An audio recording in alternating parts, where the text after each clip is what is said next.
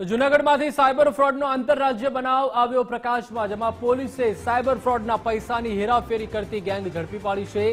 જુદા જુદા bank account મેળવી ફ્રોડના પૈસા ટ્રાન્સફર કરતી ગેંગ ઝડપાઈ છે। જૂનાગઢમાંથી 200 લોકોના બેંક એકાઉન્ટનો ઉપયોગ કર્યો હતો। કુલ 50 કરોડ 41 લાખનો સાયબર ફ્રોડ કર્યાના પ્રાથમિક માહિતી મળી છે। લોકોને ભોળવીને બેંક એકાઉન્ટની માહિતી મેળવી લેતા હતા।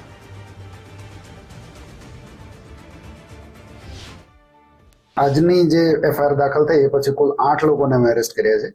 એ પૈકી 2 જે છે અમદાવાદના છે, એ લોકો મેઇન એજન્ટો છે કે જે લોકો મેઇન ફ્રોડસ્ટર સાથે સંપર્કમાં છે। એમની નીચે 5 બીજા જે એના લોકલ એજન્ટો છે, જે આવી રીતે ખાતાધારકો હોય એનો સંપર્ક કરી અને એમને જુદી જુદી પ્રલોભન આપીને કે તમારી લોન થઈ ગઈ છે અથવા તો અમારા કોઈના પૈસા આવવાના છે કોઈ પણ કારણસર, એ તમે અમને લઈને આપો એટલે અમે તમને કમિશન આપશું। તો એ રીતના 5 લોકલ એજન્ટ છે। એ સિવાય પણ ઘણા બધા લોકલ એજન્ટના નામો ખુલ્યા છે, જેની તપાસ ચાલુ છે।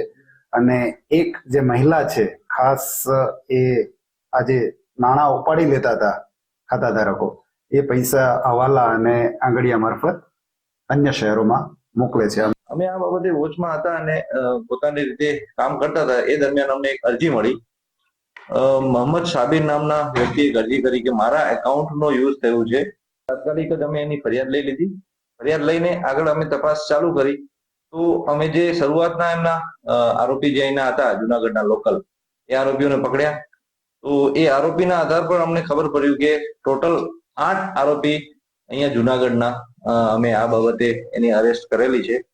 અને એ લોકોએ જુનાગઢના લગભગ 200 જેટલા બેંક એકાઉન્ટોનો લોકો જોડેથી લઈ લીધા છે, કાં તો એનો ઉપયોગ કર્યો છે। અને એ પૈસા 200 એકાઉન્ટમાં સાયબર ક્રાઇમના પૈસા એમાં નાખવામાં આવ્યા છે।